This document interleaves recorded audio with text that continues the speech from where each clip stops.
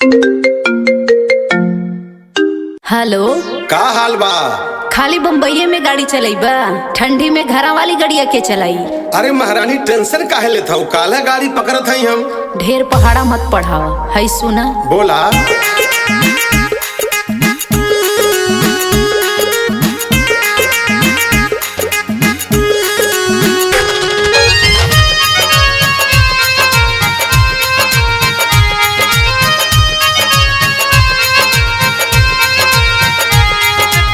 जाड़ा में पहाड़ा का पढ़ावत बाटा राजा जी। ए जी का चाहतानी? जाड़ा में पहाड़ा का पढ़ावत बाटा राजा जी। कहिया बतावा घरवा आवत बाटा राजा जी। जाड़ा में पहाड़ा का पढ़ावत बाटा राजा जी। कहिया बतावा घरवा आवत बाटा राजा जी। भाग पगली सुन। जाड़ा में पहाड़ा ना पढ़ावत बानी रनिया। तब का करत बाटा? गाड़ी चलावत हई। जाड़ा में पहाड़ा ना पढ़ावत बानी रनिया। तोहरो कसम घरवा आवत बाड़ी रनिया। जाड़ा में पहाड़ा ना पढ़ावत बानी रनिया।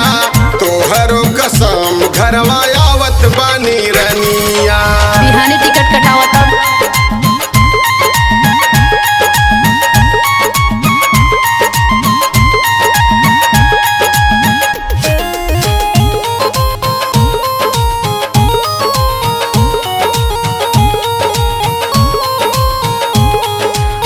जब भी करेले फोन है तो कहेला, बाकी घर आवे के तू नाम नाही लेला।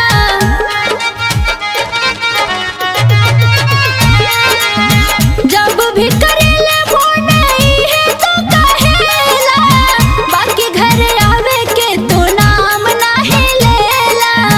साल भर से दिनवा टरकावत बाटा राजा जी। अगले साल से यही सुनत है। साल भर से दिनवा टरकावत बाटा राजा जी। कहिया बतावा घरवा आवत बाटा राजा जी। जाड़ा में पहाड़ा का पढ़ावत बाटा राजा जी। कहिया बतावा घरवा आवत बाटा राजा जी।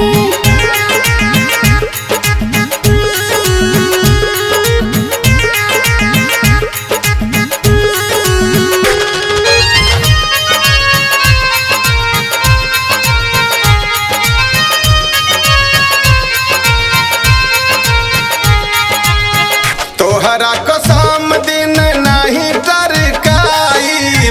चढ़ते गहनावा जरूर घर आई।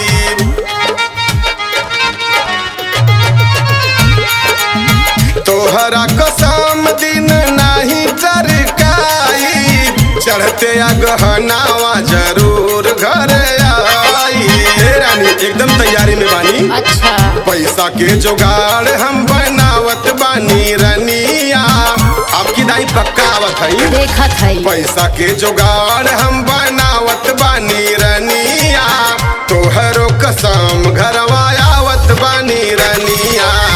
जाड़ा में पहाड़ा ना पढ़ावत बानी रनिया। तोहरो कसम घरवा आवत बानी रनिया।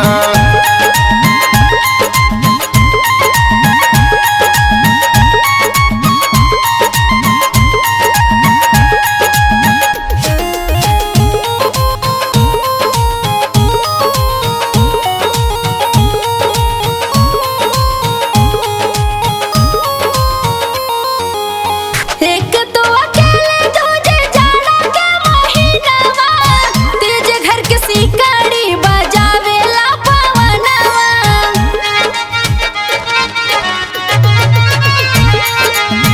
एक तो अकेले तुझे जाड़ा के महीनावा।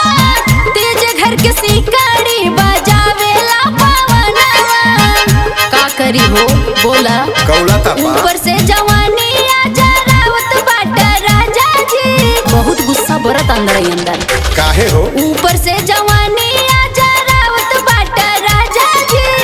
कहिया बतावा घरवा आवत बाटा राजा जी। जाड़ा में पहाड़ा का पढ़ावत बाटा राजा